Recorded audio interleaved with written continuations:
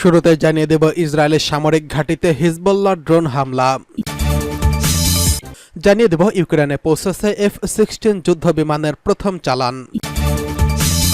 এছাড়া রয়েছে গাজায় 6 জিম্মির মরদেহ পেল ইসরায়েলি বাহিনী। জানিয়ে দেব তিস্তার পানি বন্টন সমস্যার সমাধান করতে হবে পিটিআইকে বলেছে প্রধান উপদেষ্টা। সর্বশেষ জানিয়ে দেব সৌদি শ্রম আইনে ব্যাপক সংস্কার, শ্রমিকদের জন্য থাকবে বাড়তি সুবিধা। ইসরায়েলের সামরিক ঘাঁটিতে হিজবুল্লাহর ড্রোন হামলা। ইসরায়েলের একটি সামরিক ঘাঁটিতে ড্রোন হামলা চালিয়েছে হিজবুল্লাহ। লেবাননের সশস্ত্র গোষ্ঠীটির দাবি, এতে হামলায় কয়েক ডজন ইসরায়েলি সেনা হতাহত হয়েছেন। ইসরায়েলের সামরিক বাহিনীর 91তম ডিভিশনের ব্যারাকে এই আক্রমণ চালানো হয়েছে। হামলার তথ্য নিশ্চিত করেছে ইসরায়েল, তবে তারা এটিকে রকেট হামলা বলে উল্লেখ করেছেন। তাছাড়া সেনা হতাহতের বিষয় বলছে 2 সেনা মোটামুটি আহত হয়েছে। ইসরায়েলি কর্তৃপক্ষ বলছে তাদের আকাশ প্রতিরক্ষা ব্যবস্থা লেবানন থেকে আসা রকেটগুলোকে আটকে দিয়েছে। অগ্নি নির্বাপক কর্মীরা ওই এলাকায় ছড়িয়ে পড়া আগুন নেভানোর জন্য কাজ করে যাচ্ছেন। এদিকে হিজবুল্লাহ ও ইসরায়েলের মধ্যে উত্তেজনা বেড়ে যাওয়ার আশঙ্কায় ইতালি ও তুরস্ক তাদের নাগরিকদের লেবানন ছেড়ে চলে যাওয়ার পরামর্শ দিয়েছে। গত বছরের 7 অক্টোবর থেকে হিজবুল্লাহ ও ইসরায়েলের এই লড়াইয়ে এখন পর্যন্ত কমপক্ষে 542 জন নিহত হয়েছেন। নিহতদের বেশিরভাগই হিজবুল্লাহ যোদ্ধা। এছাড়া নিহতদের মধ্যে 114 জন বেসামরিক নাগরিক রয়েছেন। এদিকে ইউক্রেনে পৌঁছল F-16 যুদ্ধ বিমান। ইউক্রেনে পৌঁছেছে F-16 যুদ্ধ বিমান। যুক্তরাষ্ট্র অবশ্য সরাসরি এসব যুদ্ধ বিমান ইউক্রেনের হাতে তুলে দেয়নি, কারণ নিয়ম অনুযায়ী সেই কাজ তারা করতে পারে না। যুক্তরাষ্ট্র এই যুদ্ধ বিমান পাঠায় ডেনমার্ক ও নেদারল্যান্ডসকে। এই 2 দেশ প্রথম ব্যাচের F-16 বিমান পাঠিয়েছে ইউক্রেনকে। ডেনমার্ক ইউক্রেনে সব মিলিয়ে 19টি F-16 দেবে বলেছিল, নেদারল্যান্ডস বলেছিল 24টি। তারই প্রথম ব্যাচ ইউক্রেনে পৌঁছেছে। নরওয়ে ও বেলজিয়াম ইউক্রেনকে F-16 দেবে বলে জানিয়েছেন। সাধারণত F-16 চালানোর জন্য 3 বছরের প্রশিক্ষণ দেওয়া হয়, কিন্তু ইউক্রেনের ফাইটার পাইলটদের 9 মাসের প্রশিক্ষণ দেওয়া হয়েছে। ক্রেমলিনের দাবি, F-16 যুদ্ধবিমান যুদ্ধের ধারা বদলাতে পারবে না। প্রতিটি F-16 বিমান সারফেস টু এয়ার মিসাইল দিয়ে ধ্বংস করা হবে। এদিকে ইউক্রেনের প্রেসিডেন্ট ভলোদিমির জেলেনস্কি জানিয়েছেন, সব মিলিয়ে 130টি F-16 বিমান প্রয়োজন তাদের। এসব যুদ্ধবিমানের সাহায্যে ইউক্রেনের আকাশ নিরাপদ রাখা সম্ভব হবে।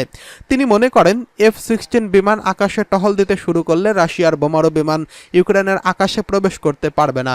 এদিকে সম্প্রতি চীনের প্রেসিডেন্ট শি জিনপিং রাশিয়া ও ইউক্রেনের মধ্যস্থতা করার প্রস্তাব দিয়েছিলেন। ইউক্রেনের প্রেসিডেন্ট তা নাকচ করে দিয়েছেন। জেলেনস্কি সরাসরি জানিয়েছেন, বেইজিংয়ের মধ্যস্থতায় তিনি চান না। এদিকে গাজায় 6 জিম্মির মরদেহ পেল ইসরায়েলি বাহিনী। ইসরায়েলি সেনাবাহিনী বলছে তারা গাজার খান ইউনুসে 6 জিম্মির মরদেহ পেয়েছে। গত বছরের 7 অক্টোবর হামাস ইসরায়েলে হামলা চালিয়ে 250-রও বেশি লোককে জিম্মি করে গাজায় নিয়ে যায়। সামরিক এক বিবৃতিতে ইসরায়েলি বাহিনী বলছে, গাজার দক্ষিণ দিক থেকে খান ইউনুস শহরের এক অভিযানে তারা 6 জিম্মির মরদেহ পেয়েছে। যাদের মরদেহ পাওয়া গেছে তারা হলেন 75 বছর বয়সী আলেক্স ড্যাগিন্স এবং 78 বছর বয়সী আব্রাহাম মুন্ডার। রাতভর যৌথ অভিযান চালায় সেনাবাহিনী ও ইসরায়েলি গোয়েন্দা সংস্থা শিন বেত। বিবৃতিতে এমনটি জানানো হয়েছে। মরদেহ শনাক্ত করার পর তাদের পরিবারকে জানানো হয়েছে বলেও বিবৃতিতে জানানো হয়। ইসরায়েলি বাহিনীর হামলায় 24 ঘন্টায় 34 জন নিহত এবং 114 জন আহত হয়েছে বলে জানিয়েছে গাজার স্বাস্থ্য মন্ত্রণালয়। গত 7 অক্টোবর থেকে এই পর্যন্ত 40,173 ফিলিস্তিনি প্রাণ হারিয়েছেন। আহত হয়েছেন অন্তত 92,857 জন। তিস্তার পানি বন্টন সমস্যার সমাধান হতে হবে পিটিআইকে বললেন ডক্টর মোহাম্মদ ইউনুস। বাংলাদেশে অন্তর্বর্তীকালীন সরকারের প্রধান উপদেষ্টা ডক্টর মোহাম্মদ ইউনুস বলেছেন, দীর্ঘদিন ধরে অমীমাংসিত তিস্তা নদীর পানি বন্টন চুক্তির বিষয়ে মতপার্থক্য দূর করার উপায় নিয়ে ভারতের সঙ্গে আলোচনা করবে অন্তর্বর্তীকালীন সরকার। ঢাকায় নিজ সরকারি বাসভবনে ভারতের বার্তা সংস্থা পিটিআইয়ের সঙ্গে একটি সাক্ষাৎকারে নোবেলজয়ী অধ্যাপক ডক্টর মোহাম্মদ ইউনুস এই কথা বলেন। 2 দেশের মধ্যে পানি বন্টনের বিষয়টি অবশ্যই আন্তর্জাতিক আইন অনুযায়ী হতে হবে উল্লেখ করে তিনি বলেন, বাংলাদেশের মতো ভাটির দেশগুলোর অধিকার সমুন্নত রাখার সুনির্দিষ্ট অধিকার রয়েছে।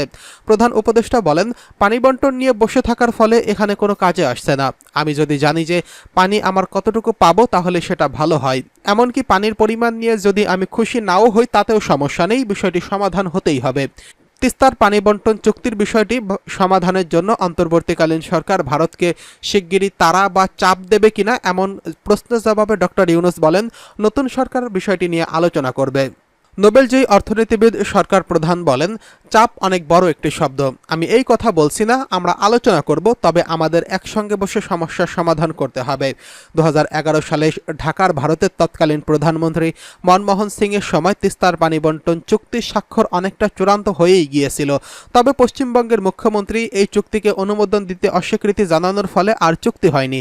তখন মমতা বন্দ্যোপাধ্যায় দাবি করেছিলেন তার রাজ্যে পানির সংকট রয়েছে। ডক্টর ইউনূস বলেন, এটা নতুন কোনো বিষয় নয়, বরং খুবই পুরনো বিষয়। আমরা বিভিন্ন সময় এই বিষয়ে কথা বলেছি। পাকিস্তান শাসন আমল থেকে এই নিয়ে আলোচনা শুরু। আমরা সবাই যখন এই চুক্তি চূড়ান্ত করতে চেয়েছি, এমনকি ভারত সরকারও প্রস্তুত ছিল, তখন পশ্চিমবঙ্গের রাজ্য সরকার এর জন্য তৈরি ছিল না। আমাদের এটি সমাধান করতে হবে। প্রধান উপদেষ্টা বলেন, আমাদের আন্তর্জাতিক নিয়ম নীতি মেনেই এই বিষয়ে সমাধান করতে হবে। ভাটির দেশগুলো নির্দিষ্ট কিছু অধিকার রয়েছে, আমরা সেই অধিকার ফিরে পেতে চাই। বাংলাদেশের অন্তর্বর্তীকালীন সরকারের পানি সম্পদ বিষয়ক উপদেষ্টা সৈয়দা রেজাওয়ানা হাসান সম্প্রতি পিটিআইকে বলেছেন, তিস্তার পানি বন্টন চুক্তি নিয়ে নয়াদিল্লির সঙ্গে আলোচনা আবারও শুরু করার জন্য চাপ দেবে ঢাকা।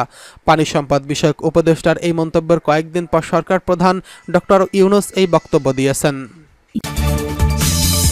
এদিকে সৌদি শ্রম আইনে ব্যাপক সংস্কার, শ্রমিকদের জন্য বাড়তি সুবিধা। সৌদি আরবে শ্রম আইন সংশোধনের মাধ্যমে বড় ধরনের পরিবর্তন আনা হয়েছে, যা শ্রমিকদের জন্য আরও বেশি সুযোগ সুবিধা নিশ্চিত করতে হবে। এই নতুন আইন আগামী ফেব্রুয়ারি থেকে কার্যকর হবে বলে গলফ নিউজের এক প্রতিবেদনে জানানো হয়। নতুন আইনে বেশ কিছু ধারা সংশোধন করা হয়েছে এবং 2টি নতুন ধারা যুক্ত করা হয়েছে।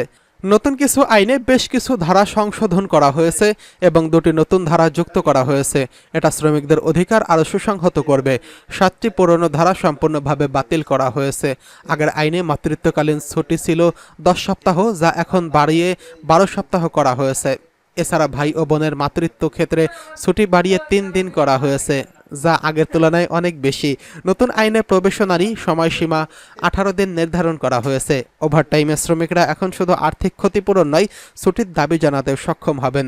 চাকরি ছাড়ার আগের নিয়মে যেখানে 2 মাস আগে জানাতে হতো, সেখানে 1 মাস আগে অভিহিত করলেই হবে। এছাড়া কর্মস্থল থেকে আবাসন ও যাতায়াত খরচও শ্রমিকদের প্রদান করতে হবে। বিদেশি কর্মীদের জন্য এই আইন সংশোধন করা হবে। এছাড়া তেহরান হামাস নেতা ইসমাইল হানিয়ার হত্যার প্রতিশোধ হিসেবে ইরানের সর্বোচ্চ ধর্মীয় নেতা আয়াতুল্লাহ আলী খামেনি ইসরায়েলে সরাসরি হামলার নির্দেশ দিয়েছেন। 3 ইরানি কর্মকর্তা এই নির্দেশ সম্পর্কে জানিয়েছেন। রেভলিউশনারি গার্ডের 2 সদস্য সহ 3 ইরানি কর্মকর্তা বলেন, ইরানের সুপ্রিম ন্যাশনাল সিকিউরিটি কাউন্সিলের এক জরুরি বৈঠকে খামেনি হামলার ওই নির্দেশ দেন। এর আগের রাতে হানিয়ার নিহত হওয়ার খবর জানায়। ওই 3 কর্মকর্তা তাদের নাম প্রকাশ না করতে বলেছেন, কারণ প্রকাশ্যে কথা বলার ক্ষেত্রে তারা অনুমোদিত নন। ইসমাইল হানিয়া হত্যাকাণ্ডে ইরান ও হামাস ইসরায়েলকে দোষারোপ করছে। ইসরায়েল বর্তমানে গাজা উপত্যকায় হামাসের সঙ্গে যুদ্ধে লিপ্ত। দেশটি হানিয়া হত্যাকাণ্ডের দায় স্বীকার কিংবা অস্বীকার কোনোটিই করেনি। ইরানের নবনির্বাচিত প্রেসিডেন্টের শপথ অনুষ্ঠানে যোগ দিতে তেহরানে গিয়েছিলেন হামাস নেতা ইসমাইল হানিয়া। বিদেশের শত্রুদের হত্যায় ইসরায়েলের ইতিহাস বেশ দীর্ঘ।